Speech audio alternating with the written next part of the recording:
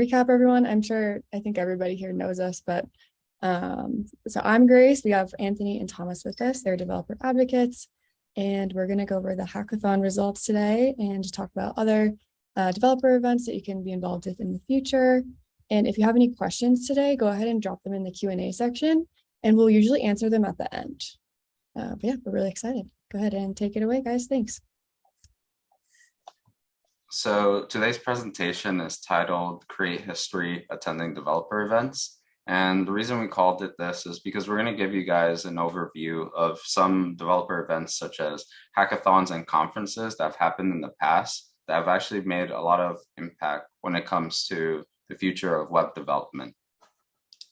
So we're going to start off with some introductions. My name is Thomas. My first programming language was Scratch. I learned computer science in college, and after that, I taught at some after-school programs, teaching CS fundamentals to middle school students. And today, I'm a developer advocate at Wix. And my name is Anthony. I'm sure most of you might know me from the Discord. My first programming language was in VBA, because at the time, it was the only thing that had a runtime on all of my clients' computers. So that was my programming language of choice. So that's why I'm not sorry about it. I'm a self-taught programmer. I've been doing DevRel since 2016, and I'm currently also a developer advocate at Wix. A big thank you to everyone who participated. Whether you won a prize or not in this, we've enjoyed seeing all the massive talent and skills on display. Your games were great, and we've gone through and sent all of you feedback, actually personalized feedback. So make sure to check your Devpost accounts if you haven't already. You should get a message on Devpost and an email from Devpost saying you've got a message from us. So go check those out. We really, really enjoyed looking through all your projects. And if you have any questions during this presentation, feel free to ask. But if you have questions about your own project specifically, we do ask that you ask us directly through Devpost, or if you see us on Discord and want to ask us that way, you can go ahead and do that. And yeah, thank you. So what we're going to be doing today is going over the origins of developer conferences, but specifically when it comes to web and web development. Then Anthony is going to go into the history of some hackathons that were notable in history. We're going to go over some projects that stood out to us while we were giving you guys feedback on Devpost. And then we're going to talk a little bit about the upcoming events that we're going to be hosting. And at the end, you guys will have a chance to ask any questions, and we'll be here to answer them. So I'm going to start this off with a question. And the question is, were you asked to attend a developer conference or hackathon this year? And if so, why do you think you were invited? And you can be as honest as you want to in the comments. So please write out your answer in the chat. The reason I asked is because you get invited to really learn about like a product, but that's really only one aspect of joining a hackathon or a conference. And we're going to learn about how by joining a hackathon or conference, you can actually have impact in the future of the technologies that you build your businesses on. So let's go a little bit into the history of developer conferences. So to start with the first web developer conference, we're going to have to go all the way back to the actual creation of the internet. And so before networks, so computers that were connected to each other was standardized, internetworking was difficult. Back then, there was a whole bunch of different networks, one of them including ARPANET, which was the first network that was established for academic research and military use back in, I believe, 1969. And there was a lot of competition when it came to which technology was the one that was going to be adopted for a worldwide network. So in the 1980s, there were several competing technologies by companies, including IBM and DEC, which I don't know if they're around still, but they had their own proprietary solutions for creating a network between different computers. And this paradigm kind of shifted of having all these different competing networks in 1983 when TCP/IP, which is still around today, the transport layer for sending information on the internet, was made the standard communication protocol for ARPANET. And at the time, ARPANET was also the largest network. So it made sense that if they decided TCP/IP was going to be like the standard protocol, it would then be adopted by all the other networks. And then just a little bit into the word internetworking, that means like connection between one network to another. So because they all use different technologies, it was actually a feat back then to connect to people that used IBM's proprietary like packet switching technology versus the TCP/IP that ARPANET adopted. All right. So why am I telling you all this?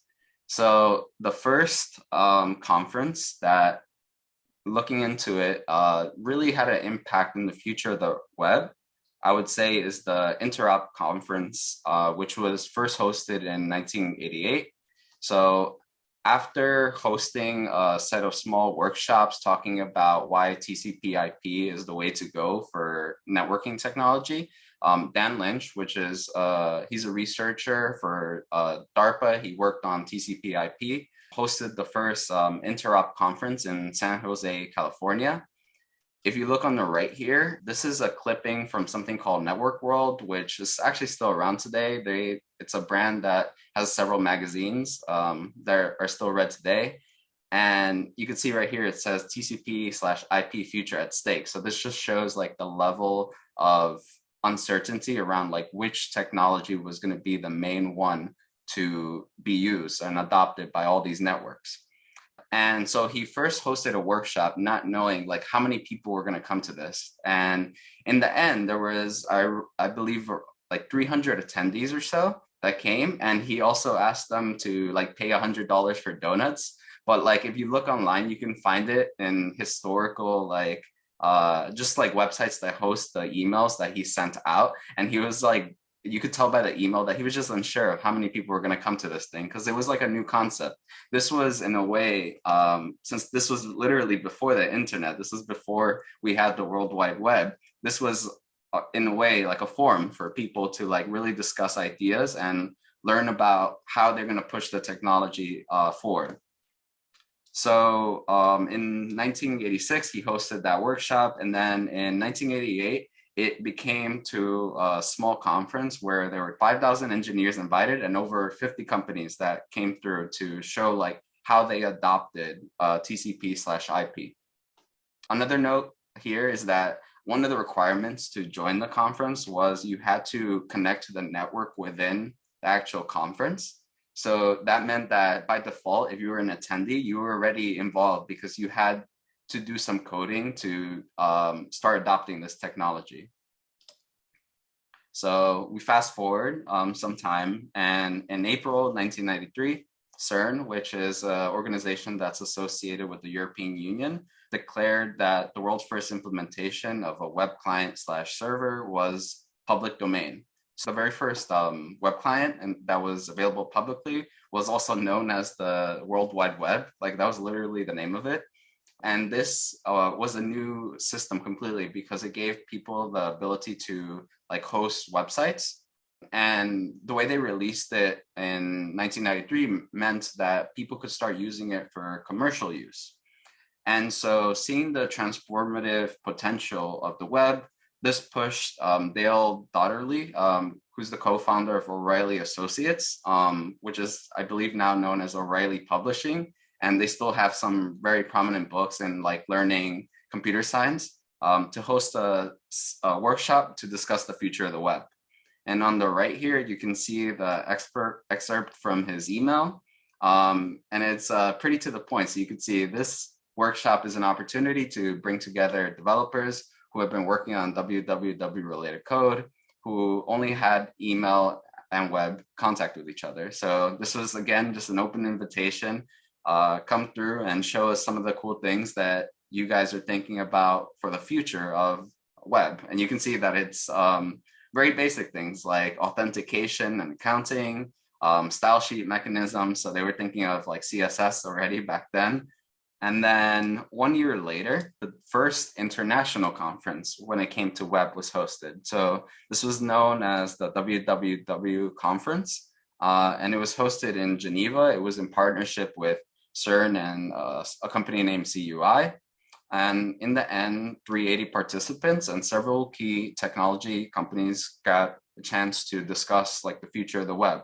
For all of these conferences, if you're interested in like learning about what like the outline for the program was going to be, you can look them up, because since these were so impactful, W3 actually saved a lot of the communications from back then.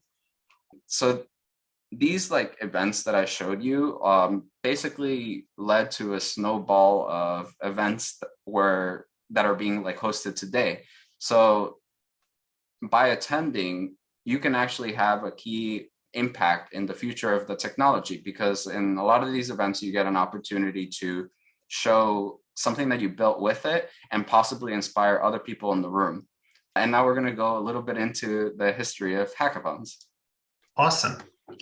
Yeah, thank you. That was actually very interesting. It's crazy how many people showed up to some of those first DevCons too. And so hackathons also have a very long history. If you want to take a guess at it, when do you think the first hackathon was held? You can just put it in the chat. Well, first hackathon was held in 1999. This was the OpenBSD hackathon that was held in June 4th, 1999 in Calgary, Alberta, in Canada. It was the first time the term hackathon had ever been used before, and essentially 10 people got together just in somebody's basement at their house and worked on getting IPsec and IPv6 integrated into OpenBSD. And OpenBSD actually became the first operating system to have these technologies integrated. IPsec is a technology for secure communications with TCP/IP packets, and IPv6 is an IP protocol that they even knew back in 1999 we needed, and we still haven't adopted broadly yet anywhere. We're still all on IPv4 for the most part. It really shows essentially just the power of hackathons. While the one we did is virtual, there's a lot of power to just getting a few people in a room, and it's probably something we want to think about in future hackathons, because previously getting this integrated remotely would have been a lot harder. The picture on the right is a little unrelated. It's actually from another OpenBSD hackathon that was focused on network routing. But the first few of these hackathons didn't have t-shirts. Nowadays, t-shirts and pizza are the two biggest cornerstones and important elements of any hackathon bar anything else. I'm just kidding. It's, of course, the people and the cool projects they put together. And just a few weeks later, actually, this idea was so popular that Sun ended up hosting their own hackathon, calling it a hackathon, also calling it the John Gage Challenge. This here, they basically wanted to build Java apps for the Palm V that could communicate with each other over Palm V's IR sensor. Also, there's a bunch of links on these slides that are resources to places where I got some of this information from. So if you want to later, just shout out to me on Discord, and I'm more than happy to provide you links to anything you need. So then after, 5-6 years, we start to see hackathons pick up steam a little bit. One thing that happened was a lot of the early hackathons became very company sponsored, like that Sun hackathon. And then Super Happy Dev House, where these hackers, I believe over in San Francisco, who started pro open source hackathons in 2005 that still run to this day. This was during an era where there was a much clearer divide between open and closed source software. Today, we have a much healthier and more collaborative ecosystem. Like, for example, on Velo, you have tons of NPM packages that you can use, and then all basically coming from open source. So open source really powers quite a lot of what we do, as it does with any large corporation today, and even within your own projects. And then Wix also, gives back a lot to the open source ecosystem. You can go ahead and check out the Wix account on GitHub, and you see some of the things we put together there. There's projects, to basically make your life easier. There's one called Detox, and there's one that really helps with that's a really good linter, and there's a bunch of other stuff on there. So go check those things out. But my point there is, without running off on too much of a tangent, that today, we just have a much more healthier and collaborative ecosystem. But back when we didn't, these types of hackathons really helped serve that, because me personally, I had been involved in open source fairly young, and it was very nice to be able to go to user groups, Linux user groups in particular, and go ahead and do these things.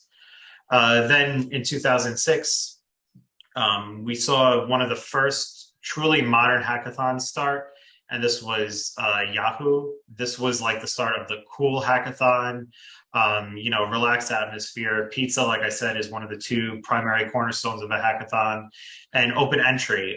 Prior to a lot of this, in order to join these hackathons, you had to be an employee of a company or part of a computer club already. That they were much more closed off. This one was something that became completely open. And we saw further refinement of this in 2009 with Music Hack Day, where they were hosting these hack days, which were 24-hour hackathons, caffeine, staying up late, pizza again, like I said, cornerstone, and lots of prizes. And they built tons of really cool apps using all these APIs from all these different companies, BBC Music, Last.fm, SoundCloud. And this is really where we start to see hackathons enter the mainstream, and just a ton of fun projects start to come out of them, just like they came out of this one that we just ran. You can see on the right, they were turning phones into theremins. They had a Space Invaders game that responded to soundtrack music, and tons more stuff. And then we saw a lot of growth.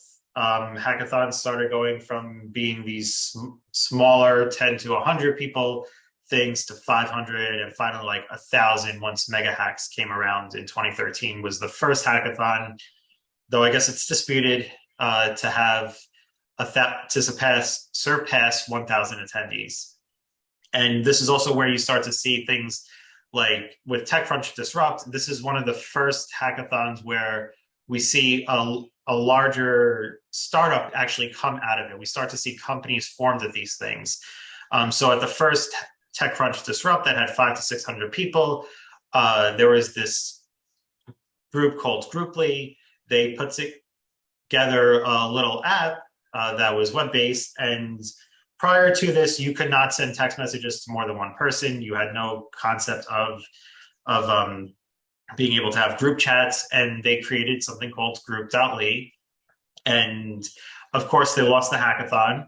And on the back of that awful failure, they ended up getting the word out about Grouply, got purchased by Skype just about a year later for $80 million in 2011. So that's a great failure by anybody's standards. And they were just very well received. I've used GroupMe personally before, and they ended up changing their name to GroupMe, which is a better name. So yeah, lots of things can come out of hackathons, and even very small projects that you wouldn't think too much of can really, get a lot of exposure, get a lot of excitement around them, just by attending, for a couple days and creating these things. Like this was literally just a project created at a hackathon. So I think that's great to see. There's something about, especially in-person hackathons, which hopefully we'll do in the future, an environment that really just is very conducive to getting everybody's creative juices flowing. We have hackathons going virtual. We have, in 2013, Major League Hacking launched and became basically the go-to hub for students to go and do hackathons. They run 200 plus weekend-long hackathons nowadays. And Devpost actually messed up my timing here a little bit because they launched all the way back in 2009. So they were called Challenge Post at the time, and they had somewhat of a different focus, but this was essentially the start between these two companies and some others of the virtual hackathon, the ability for people who aren't able to all meet in the same room to collaborate and still have fun and still produce really, really cool, talented, interesting projects like we saw at the Wix DevCon Hackathon just a few weeks ago. And the Devpost actually came about and came inspired from another hackathon. And you can see this is where hackathons are just constantly building off each other. But Devpost came about because in 2006, Colin Netterkorn, who I hope I'm saying his name right, held a donation supported hackathon to get Windows XP running on an Intel Mac. This is something that people said was basically impossible. There was a lot of people, saying this is way too much work. You'll never do this at a hackathon, if at all. And even if you do, it'll run slow. You'll have to emulate it, this and that. And the prize was $13,000. Anyway, Jesus Lopez ended up winning and got Windows XP running on an Intel Mac back in 2006. I can't believe how old Intel Macs are already, now that they're slowly being phased out too. But completely destroyed all that skepticism and disbelief and got it running really fast. There was an article in the New York Times by David Pogue. He said, you should see my new Windows XP computer. It's got a big gray Apple logo in the middle. It's not super slow emulation, but it's really and truly very fast. So yeah, those are some of the really cool things that have come out of hackathons throughout history. And now we want to talk, a little bit about some of the hackathon highlights we saw within projects here. So the examples that I'm going to go into, I feel like these were really representative of the things that we were looking forward to seeing from the Wix DevCon hackathon. The first one I want to talk about is the ShowFur Game by Stephen White. I'm going to read their description. So it says, our game showcases some important Wix features that can be used to build enterprise user interfaces. And as you can see, this is a screenshot of their game. They have a website or business called ShowFur, which is some sort of like limo sharing business. And on one of their pages, they hosted this game, which is a game of Snake, actually, where you have to pick up the passenger, but kind of by running them over, since it's a game of Snake, but it technically counts as picking them up. And you control the game with your arrow keys. And basically, you also have to avoid the cactuses, which randomly get spawned, because I guess you're driving in a limo in the desert. And then you can see on the right here, there's a leaderboard for the score, because you get a certain amount of points every passenger that you pick up. And overall, it's a really fun game of Snake. And then let's talk a little bit about like the technology that went into it. So this is a full implementation of Snake via repeater that contains a grid of containers. So every time the snake, not the snake, but the limousine is actually moving around the screen, the way it's doing it is it's taking the container that's there and changing the background source. So it's literally an image, and there's some sort of JavaScript magic there to make sure that the image fits so that the limousine actually looks like a limousine. Same thing for when the cactuses are getting spawned or the passengers are getting spawned. That is just like one container that's being changed using like the JavaScript engine that was built by Stephen White. Next, the keyboard controls are done via focusing on a text box element. So there's a little text box element on the bottom of the repeaters. And basically when you load the page, it focuses on that little text input. And that's a really clever way to get controls for your game, because what you could do there is then build event handlers to handle all of the arrow clicks.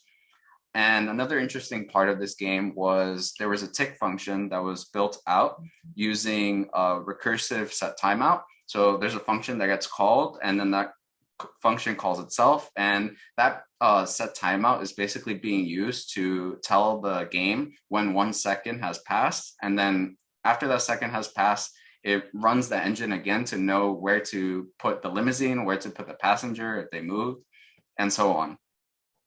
And so the reason that I wanted to showcase this project is because I think it has some really interesting implications about building games on Wix and just building games for a hackathon.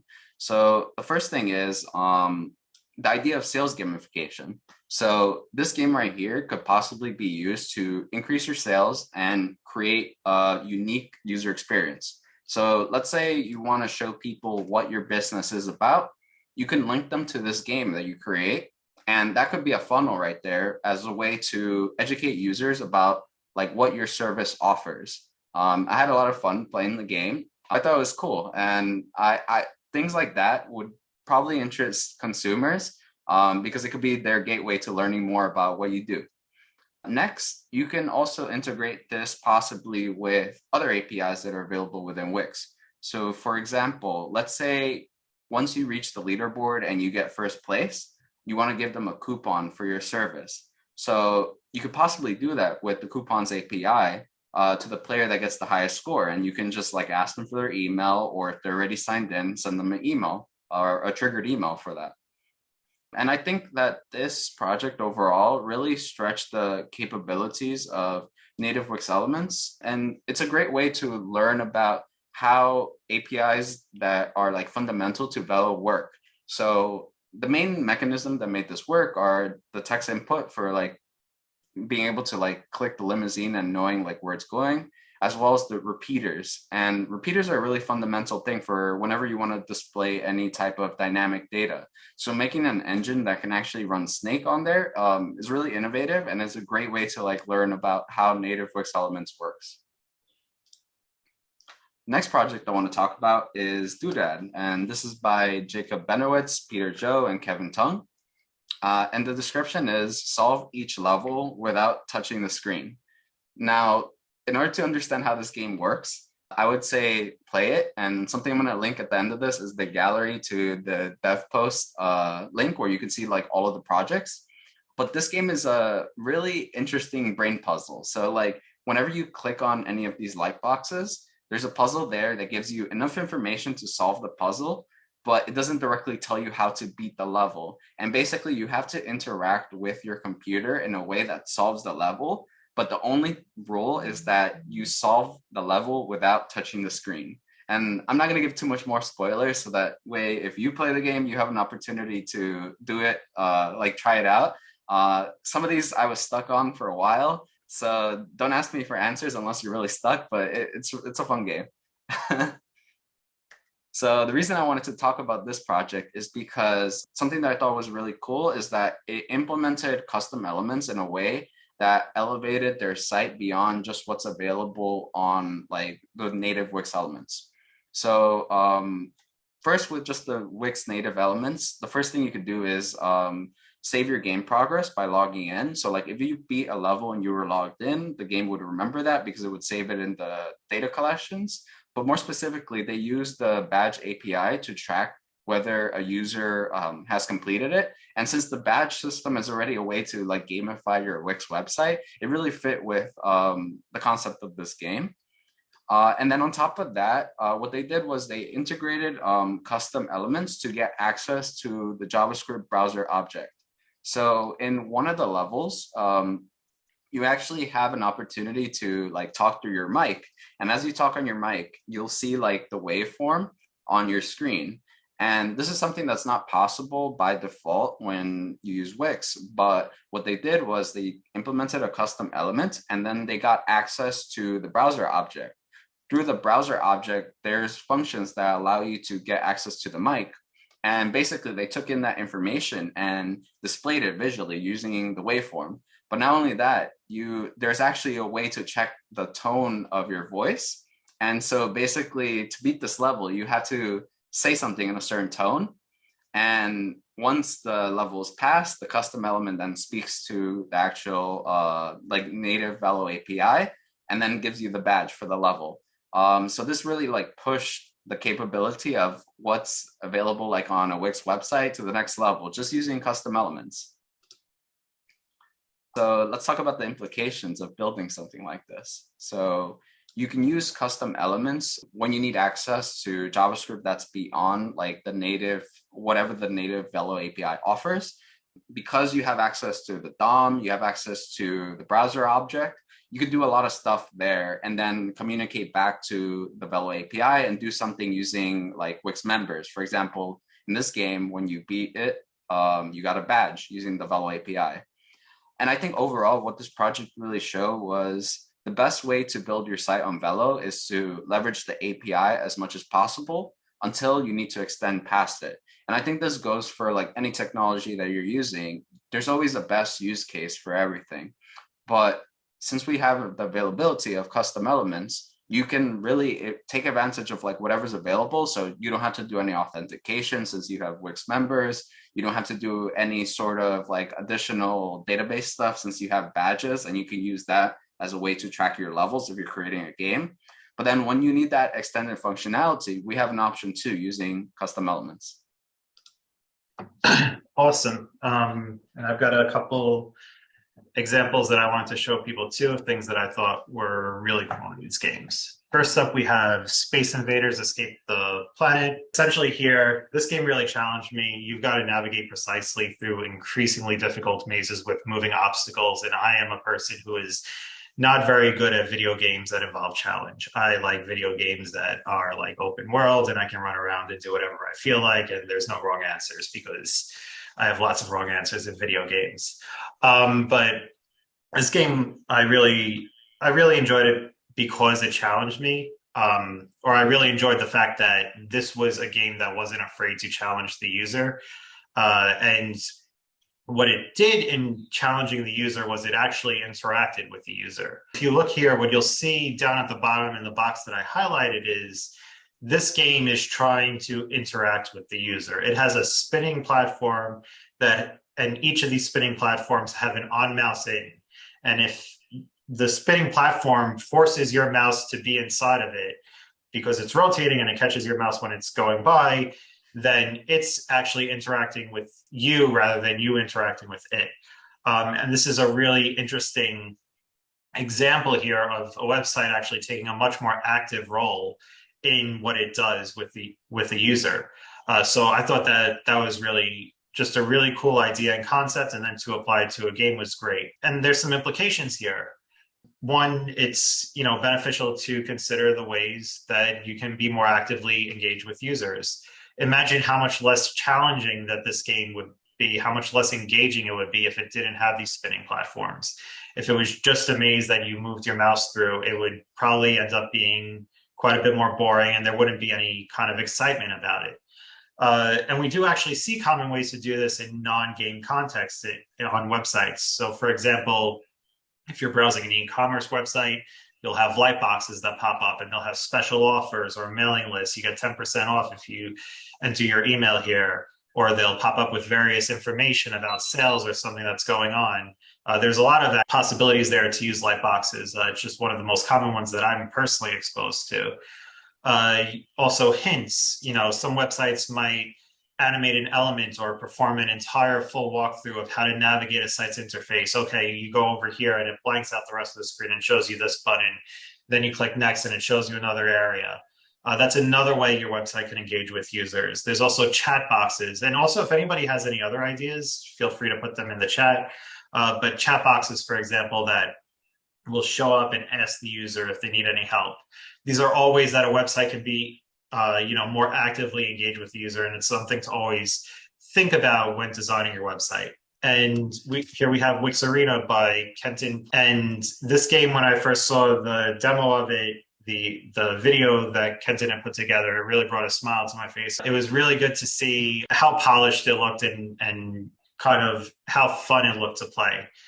And this was essentially a real-time, turn-by-turn, two-player battle in your web browser. Kind of looks a lot like a mobile game, has power-ups and all that fun stuff.